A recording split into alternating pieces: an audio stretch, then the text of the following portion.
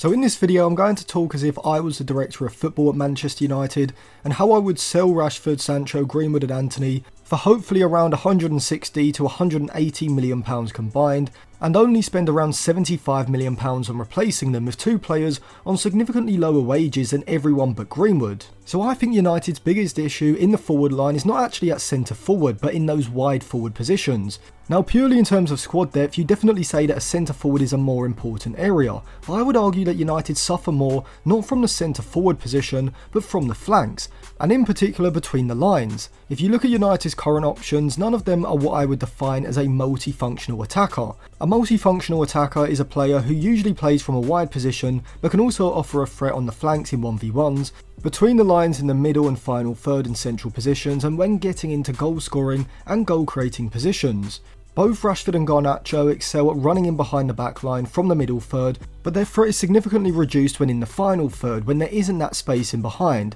with Rashford being rather predictable and Garnacho often rash when it comes to the final pass or shot. Antony, well, I'm not being funny, but if it came out that this guy was really a third division player in Brazil, I genuinely wouldn't be that shocked. Not only does he have one of the most unusable weaker foots I've ever seen, he also seems to have an inability to read the game quick enough, taking too long to make decisions, and so he ends up being quite predictable. I think you should be able to sell Rashford for a minimum of £70 million,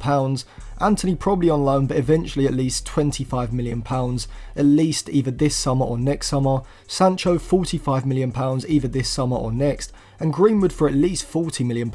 which in theory should be around £180 million combined. And I think I could replace them with two better options and still have over £100 million to spend, which I would then use to bring in Sergio Guirassy for £17.5 million and Alessandro Bastoni for around £70 million, and would still have around £10 to £15 million in the green. So this wouldn't just be a good pair of deals for the quality they bring into the squad, but also in terms of how it will allow United to improve other key positions like the striker and centre back. But before I tell you who these two players are, if you like me are excited for the upcoming Euros, then head over to Jersey FIFA. They've got all the Euro 2024 jerseys, retro jerseys from the club and international sides, as well as the new season jerseys when they come out as well. If you use code Atlantis at checkout, you'll get a discount. A link will be in my Instagram bio, which I will leave linked in the description. So who are these multifunctional wide attackers? Well, both are under 23 and have been two of the best players in the Championship this season, one being the winner of the Athletics Player of the Season, and that's Crescencio Somerville,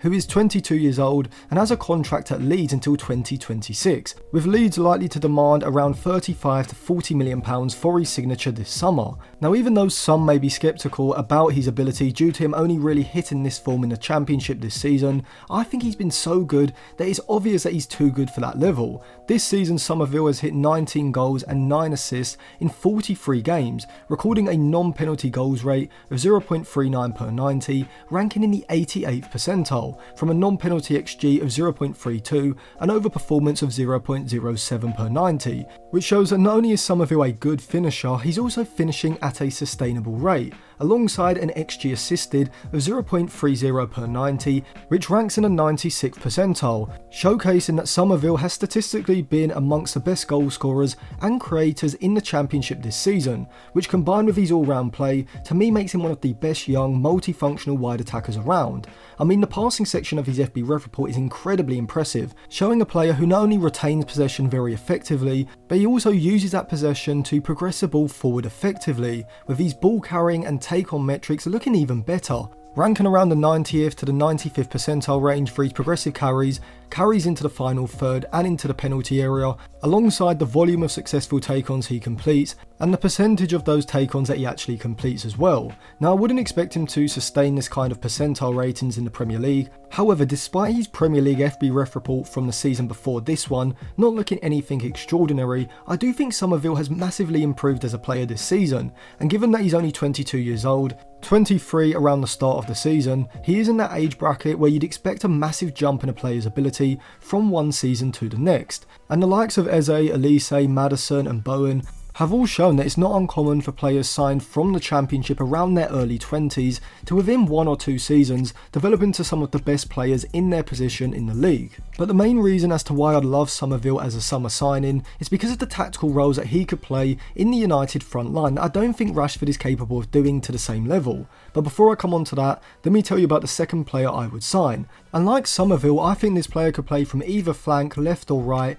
which would offer United a lot more versatility than with Antony and Rashford. That player is at Chelsea, it's Omari Hutchinson. The 20-year-old Hutchinson has been absolutely sensational in Kieran McKenna's side, which may lead you to ask why Chelsea would sell him, but his contract at Stamford Bridge is up at the end of next season, and with Hutchinson not having a fair chance at the Chelsea first team whilst he was there, alongside the fact that Chelsea have 3 other teenage right wingers, Angelo, Kendry Payas, and soon Estavio Willian as well, alongside Cole Palmer and Madueke already in the squad, surely Chelsea will look to sell him this summer, and I think he'd cost likely between £30 to £35 million max. In a front 3 or a front 4 system, I think Summerville for the majority of next season would start ahead of Garnacho on the left flank, with Hutchinson on the right alternating with Amad Diallo, with Højlund up front. I do think that Summerville and Omari Hutchinson are probably slightly ahead of Garnacho and Amad at the moment in terms of their development, even though I would argue they all have the same potential, which I think is at the same level as the likes of Foden, Palmer and Saka, as I genuinely believe that all 4 have the capabilities to be competing with the best players in the league.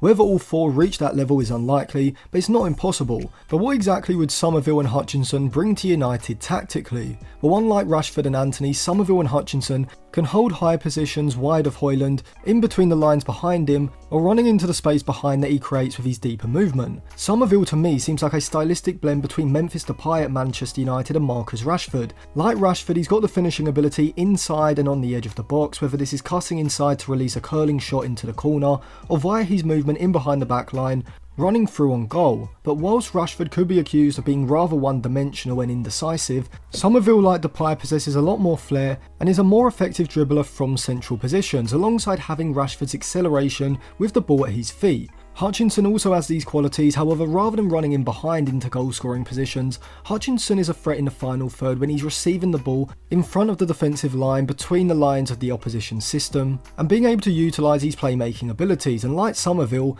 this season Hutchinson has put up some very impressive numbers. Despite his standard stats of 10 goals and 4 assists in 44 games, not looking hugely impressive, his underlying numbers paint a different picture, as he ranks in the 91st percentile for his non-penalty goals, with 0.41 per 90, an overperformance of 0.21, which is largely down to his long shooting ability. Also, whilst Hutchinson is stylistically very similar to Amad, being a player who primarily wants to operate between the lines, whereas Summerville, like Garnacho, is most dangerous when running in behind or cutting in from the left, both are far more comfortable at doing both throughout a match than either Garnacho or Amad at this stage in their development. Their close control dribbling combined with their acceleration and decisiveness makes them far better between the lines than any of Garnacho, Rashford and Antony. I think Garnacho can develop this ability, which if he could, and Amad can develop his off the ball movement specifically ahead of the centre forward in behind the back line, then this would give United an incredibly fluid front line, capable of interchanging seamlessly with both wide attackers, providing more of a creative and goal scoring threat than they already do. And I think the wide playmaker role that Hutchinson has excelled in for Kieran McKenna would also be perfect for Amad, and alongside this particular role, the wide forward role which Summerville and Garnacho suit perfectly, are 2 roles that I think will be hugely significant tactically over the rest of the decade. So if you do want me to do a further in-depth video, let me know in the comment section below, and you can also check out my Patreon podcast which will be linked in the description.